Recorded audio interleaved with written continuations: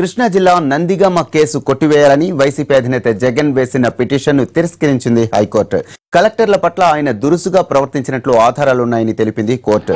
Case విచారణను ఎదుర్కోవాలని స్పష్టం చేసింది. నందిగామలో ప్రైవేటు బస్సు ప్రమాద ఘటనలో మృతదేహాలను పరిశీలించేందుకు వెళ్లిన ప్రతిపక్ష నేత అక్కడి అధికారులతో దురుసుగా ప్రవర్తించడంతో పోలీసులు ఈ కేసును నమోదు చేశారు.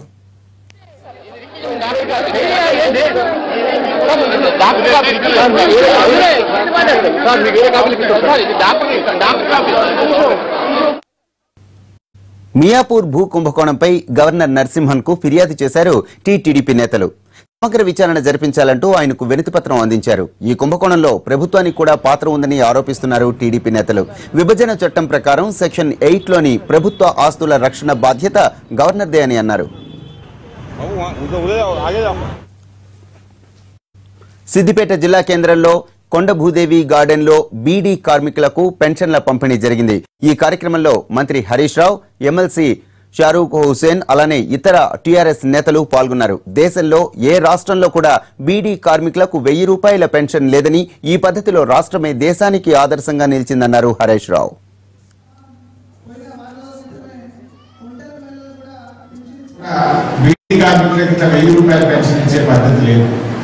మన సిద్దిపేట బిడ్డ కావడం వల్ల బీడీ కార్మికుల కష్టాలు తెలిసిన మన ముఖ్యమంత్రి కేసీఆర్ గారు ప్రత్యేకంగా మీకోసం ఈ 1000 రూపాయల భృతి పథకాన్ని వారు తేవడం జరిగింది.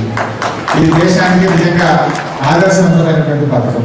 ఒక్క సిద్దిపేట మున్సిపాలిటీలో 4500 మంది బీడీ కార్మికులకు నెలకు 1000 రూపాయలు పెన్షన్ ఇస్తున్నారు. వృద్ధులు కావచ్చు, వితంతువులు కావచ్చు, బీడీ కార్మికులు కావచ్చు, వికలాంగులు కావచ్చు, మొత్తంగా ఒక సిద్దిపేట నియోజకవర్గంలో 43,200 మందికి నెలకు 1000 రూపాయల పెన్షన్ ఇస్తా ఉన్నాం. ఈ రకంగా ఇలా పేదలకు ప్రభుత్వం అండగా నిలబడ్డది. గతంలో కాంగ్రెస్ ప్రభుత్వం ఉన్నప్పుడు 200 రూపాయల పెన్షన్ వచ్చేది. ఆ 200 కూడా ఇంతమందికి రాకపోతుండే, 26 లక్షల మందికి మాత్రమే వస్తుండే. కానీ ఈరోజు మన ప్రభుత్వం వచ్చినాక 26 లక్షల పెన్షన్లను రుణమాఫీ మొత్తం 16,105 కోట్ల రూపాయలు రైతుల అకౌంట్లో జమ అయిందన్నారు మంత్రి పోచారం శ్రీనివాసరెడ్డి. వ్యవసాయ వార్షిక ప్రణాళికను విడుదల చేసిన ఆయన రైతులు సరైన సమయంలో విత్తనాలు వేసుకోవాలన్నారు. సమగ్ర రైతు సర్వే 80% పూర్తయిందన్న పోచారం మిగిలిన రైతులందరూ వెంటనే వివరాలు నమోదు చేసుకోవాలన్నారు. అందరూ నమోదు చేసుకుంటే వచ్చే బడ్జెట్లో మేము ఎంత డబ్బు పెట్టుకోవాలని మాకు అంచనా వస్తుంది. ఇన్ని వేల కోట్లు కావాలని మాకు అంచనా వస్తుంది. ఎందుకంటే మీరు జిల్లాల వారీగా మాకు కరెక్ట్గా ఫిగర్స్ లేకపోతే రేపు వచ్చేటువంటి బడ్జెట్లో ఎన్ని వేల కోట్లు పెట్టుకోవాలనో మాకు అంచనా రాదు. కాబట్టి సమగ్రంగా ఈ సర్వే అనేది సమగ్ర సర్వే కాబట్టి ఆ సర్వే ఆధారంగానే రేపు వచ్చే 2018 మార్చిలో బడ్జెట్ డబ్బు పెట్టుకొని మే 15 కల్లా మీ ఖాతాలు జమ చేస్తాం. ఎకరా 4,000 రూపాయల చొప్పున గౌరవ ముఖ్యమంత్రి గారి ఆదేశం ప్రకారంగా ఈ యొక్క డబ్బుని సమకూర్చుకొని మీకు అందజేస్తాం. కాబట్టి ఈ సర్వేలు ఇంకా మిగిలిపోయిన వారు కూడా బయట ఉన్నా, బాంబేలో ఉన్నా, అమెరికాలో ఉన్నా, ఎక్కడున్నా మీ సంతకం అవసరం, మీ ఫోటో అవసరం. కాబట్టి తక్షణమే వచ్చి మీ యొక్క ప్రైవేటు బస్సుల మాఫియా ప్రజల జీవితాలతో ఆడుకుంటోందని మండిపడ్డారు ఎమ్మెల్యే శ్రీనివాస్ గౌడ్. 900 బస్సుల్ని అరుణాచల్ ప్రదేశ్లో రిజిస్ట్రేషన్ చేసుకుని ఇక్కడ అక్రమంగా నడిపిస్తున్నారని ఆరోపించారు. రాష్ట్ర అధికారులు నిర్లక్ష్యంగా వ్యవహరిస్తున్నారన్న ఎమ్మెల్యే దొంగ బస్సులను ఆపాలి, అక్రమ రవాణాను నిలిపివేయాలని డిమాండ్ చేశారు. అలాగే లారీల పర్మిట్ డిమాండ్లపై త్వరలో కార్యాచరణను ప్రకటిస్తామన్నారు శ్రీనివాస్ గౌడ్. ఉన్నందుకు అధికారులు కూడా ఏం చేయలేకపోతున్నారు. చట్టంలో ఎక్కడ కూడా స్టేజ్ క్యారేజ్ పర్మిట్లు లేవు, కాంట్రాక్ట్ క్యారేజ్ పర్మిట్లు ఉన్నాయి. చట్టానికి విరుద్ధంగా వేల బస్సులు తిరుగుతున్నారు.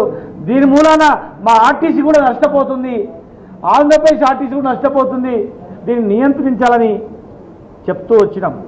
కానీ ఏదో మేము మాట్లాడినప్పుడు తూతు మంత్రంగా చర్యలు తీసుకుంటారు, కానీ ఎక్కడ కూడా మరి దానిపైన కార్యాచరణ లేదు.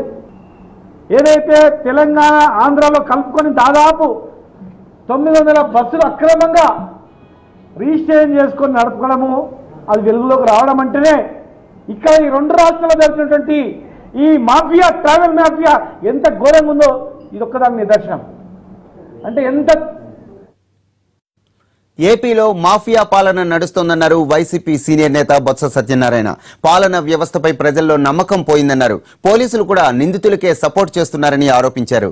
విశాఖ భూ స్కామ్పై సిట్ వేసి చేతులు దులుపుకున్నారని విమర్శించారు. నిందితుల్ని అరెస్టు చేస్తే తమ పేర్లు ఎక్కడ బయటకు వస్తాయో అని ప్రభుత్వం భయపడుతోందన్నారు బొత్స. జరుగుతుంటే లక్షల రూపాయలు చెక్కులు ఇచ్చారు కదండి విశాఖపట్నంలో ఎస్ఐన్ ల్యాండ్లకి. ఆ చెక్కులు కదా ఎవడిచ్చాడో చెప్పి అది తీసుకొచ్చి యాక్షన్ తీసుకోవాలని ఆయన అరెస్ట్ చేశారండి. వాడు వైట్ కార్డు వేసుకుని హైదరాబాద్ లో అట్రాసంగా తిరుగుతున్నాడు ఆ రాజు గారు. ఎందుకు చేయలేదు? ఏమిటి మీకు జంకు, ఏమిటి పెరుకు? అతను మీ పేరు చెప్తాడండి.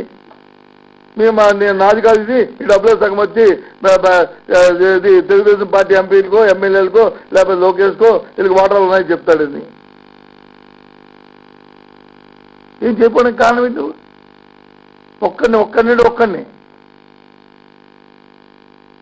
ఇది ఇవాళ జరుగుతున్న ప్రక్రియ.